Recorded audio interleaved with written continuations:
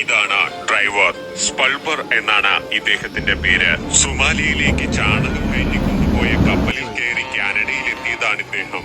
വീടെവിടെയാണ് എന്ന ചോദ്യത്തിന് കുട്ടിയുടെ വിരൽ വിദൂരതയിലേക്ക് ചൂണ്ടിക്കൊണ്ട് പറഞ്ഞു പ്ലാത്താങ്കര കലിങ്ങിനടുത്താണെന്ന്. കൃത്യനിഷ്ഠതയോട് കൂടിയ ലൈൻ ട്രാഫിക് സംവിധാനം മനസ്സിലാക്കിയ സ്പൾബർ റോഡിലെ സമാധാനം, ക്ഷമ എന്നിവ ആസ്പദമാക്കി തങ്കച്ചേട്ടന്റെ വണ്ടിയും ഒരു പുസ്തകം രചിച്ചു.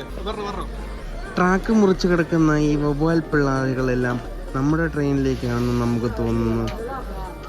മനസ്സിലാകുന്നുണ്ട്. ഹെവി ഡ്രൈവിംഗിൽ പ്രാവണ്യം നേടിയ ഇദ്ദേഹത്തിന് പാർക്കിങ്ങിനുള്ള കനേഡിയൻ പുരസ്കാരവും ലഭിച്ചിട്ടുണ്ടത്രേ. അത്ഭുതമെന്ന് പറയട്ടെ, സ്പൾബറുടെ കാറിലെ ശൗചാലയ സംവിധാനം എന്നെ അക്ഷരാർത്ഥത്തിൽ ഞെട്ടിച്ചു കളയും. ഒന്നാം ലോക മഹായുദ്ധത്തിന് ശേഷം ആണവായുധ പ്രയോഗവും മേഘവിസ്ഫോടനങ്ങളും ഏറ്റവും കൂടുതൽ നടക്കുന്നത് ഇതിന്റെ ഉള്ളിൽ. സ്പൾബറിന് ഭയങ്കര ചിരിയും സന്തോഷവുമാണ്.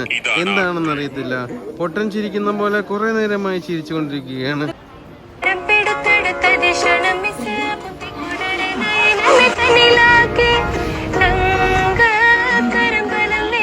ഏതോ ചെറുക്കനെ നോക്കി വെറി പിടിച്ച് നിൽക്കുകയാണ്.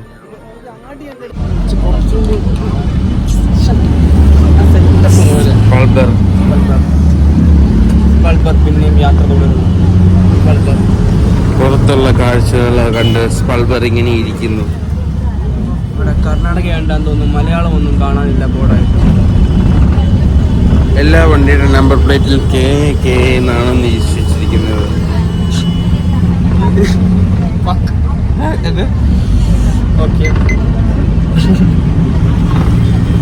വേറൊരു സ്പൾബർ സ്കൂട്ടർ ഓടിച്ചു പോകുന്നു.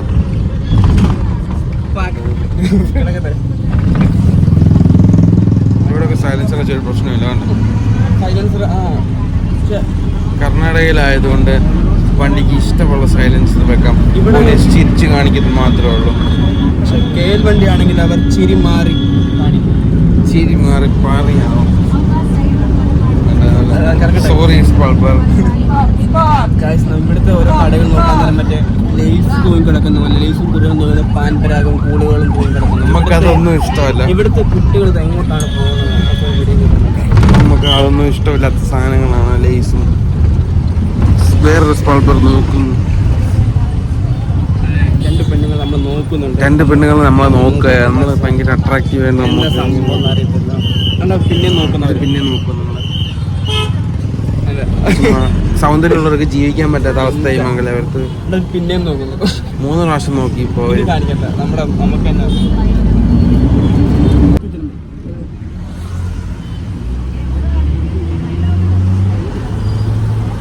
ചേട്ടൻ കന്നഡ ചന്തി. ഇവിടെ മറ്റേ ഫിസിലടിയല്ലേ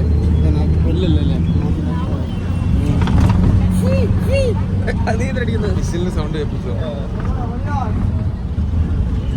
നമ്മൾ പൊക്കോണ്ടിരിക്കണ ഗൈസ്. എങ്ങോട്ടാ പോകും? സ്ഥലത്തിന് പറഞ്ഞോ? ഡെർലക്കട്ട.